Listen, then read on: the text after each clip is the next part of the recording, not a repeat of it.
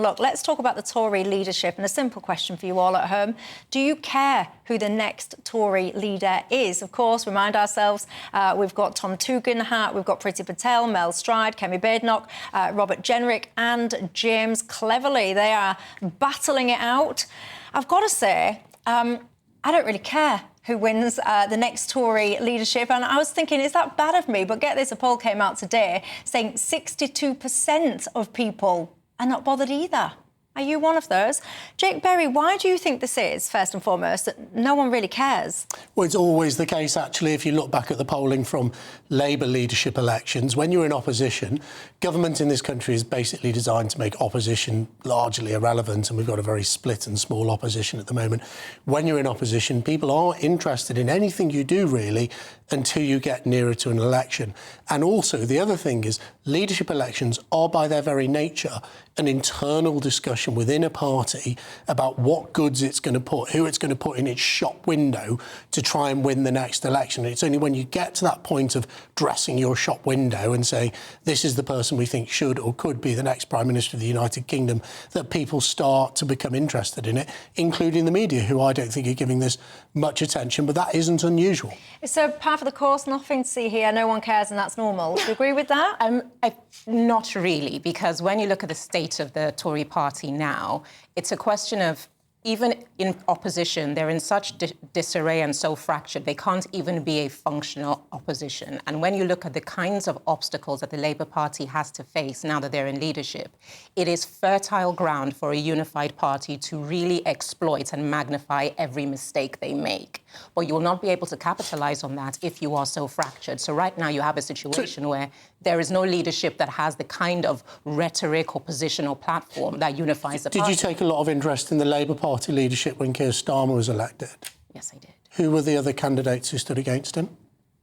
Irrelevant to me because... Well, so you didn't take that much interest? I don't know. I was an MP at the time. It's my job to be interested. Once I'm invested in someone, I then start scrutinising just them. But people in the United Kingdom do not take opposition parties' leadership elections. You can see it across the years. No one knew who put up against David Cameron. It was David Davis, but most normal people, unless they're a politico like me, would know that. This is just the way things happen. When we get nearer to a general election and people are saying, do I want a Farage government, and whoever the Conservative leader is, let's say a Kemi Badenoch Conservative government, or a Keir Starmer's Labour Party, that is the point that the real focus comes on the other political parties. But don't you think on the back of the situation the Conservative Party is in, a leader that gains interest is almost like a litmus test for regaining faith in the electorate, which, because, like I say, the Labour Party didn't win the election, the Conservatives lost it because they lost faith and confidence. Should you pick a leader that galvanises interest and support, you're beginning to turn favour towards them. So when they do get the position,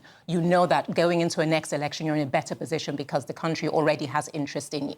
Yeah, and that's what this process is about. I absolutely agree with you, but that's what this process is about trying to pick that person. You can't, we all might have a guess, but you don't know who it is till you've been through the process. Aren't you concerned that no one cares right now? Because they should at least have some kind of motivation. Well, I hear what you say, 62, but I wish 100% of people were interested in it. 62% being completely disinterested is not good.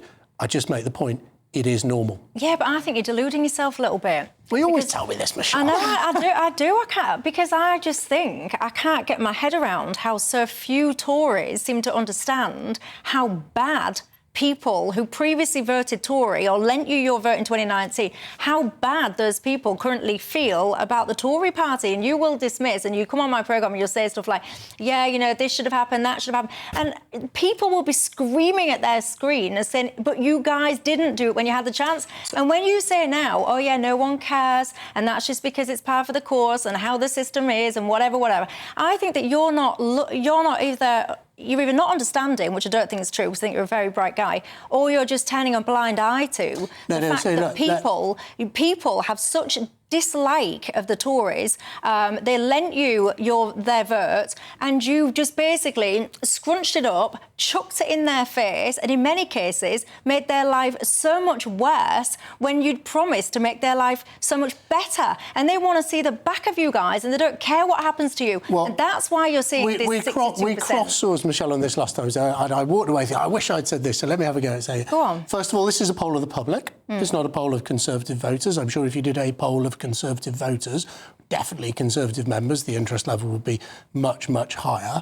But at the last general election, the Conservative Party got an absolute battering. We lost 170 seats. That is an absolute disgrace. A third of Tory voters in this same poll say that even they don't care who takes this job.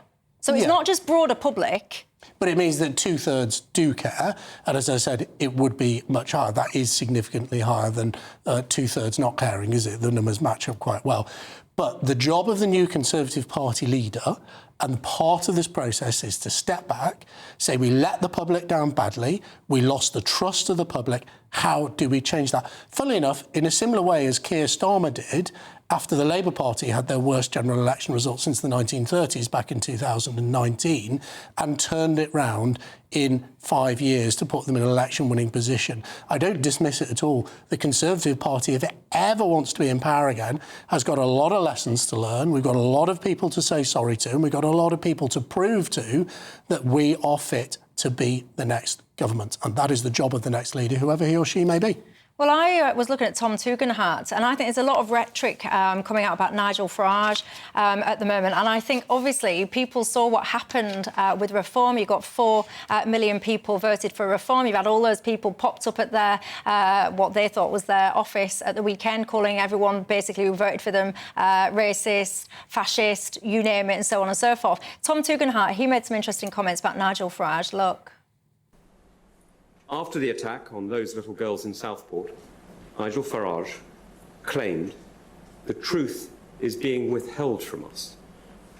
Later, he justified amplifying this false information by saying he had believed influencers like Andrew Tate and chose to condemn the breakdown of law and order preceding the riots, but not the riots themselves. Now, I want to be clear, this is not leadership.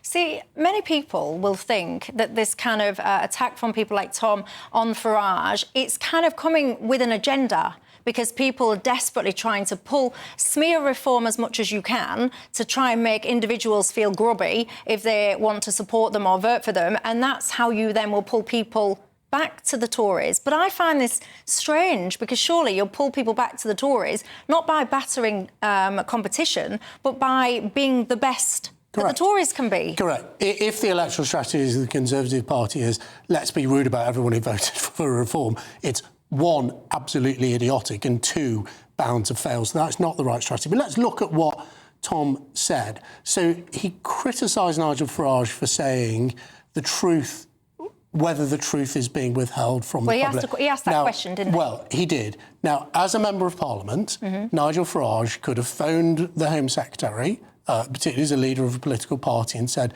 tell me the information about this because I want to know, and the Home Secretary would have told him. In fact, in my time in Parliament, opposition MPs, when something very serious like this happened, often got briefings from the Home Secretary, from the Prime Minister, particularly their leaders always did. So I did some of them myself. So I think I agree with Tom that he was irresponsible to put that question out when, with 1 phone call, he could have satisfied himself of the facts rather than relying on influencers like Andrew Tate. What I don't agree with is also being criticised for saying that we have 2-tier policing in this country. Well, we don't have 2-tier policing in this country. We have 20-tier policing in this country. Whether, whichever community you are in, the police seem to deal with you in a different way. And you can look at the recent things that have happened. Take the riots in Leeds, where the police ran away. Only 27 people have been arrested, and only 4 of them are being held on remand. Lost their liberty. You compare that to the riots in Southport, both disgusting and should not have happened, but people are being held in prison and in many cases sent to prison not for taking part in the riots, but for being there. You have people who came out of their house to have a look what was going on, and which is, in my view, quite normal behaviour, and they're having the book thrown at them. That is evidence of two-tier policing in this country. But to say it's two-tier is wrong, because there's about 20 tiers, because everything is dealt with separately and in different ways, depending on how the police Have people really feel. been convicted for just coming out of the garden and having a look? Well, there was, I think, this week, there was someone who was convicted for attending the riots. Now, whether they were just coming out in their garden or they lived there, but they didn't take part in it. They just were there. I know that in Belfast they were saying that being a casual onlooker or whatever the phrase was enough to get you into trouble with the law, which I just think is pretty damn disgusting, actually. If you can't even stand in your own street and have a look at what is occurring without risk of arrest, I think that is awful, please. It's scary. It is very scary, but I think that people are trying to rule with fear at the moment, make people afraid of what they say, make people afraid of what they do in order to create people conforming with what it is that they want.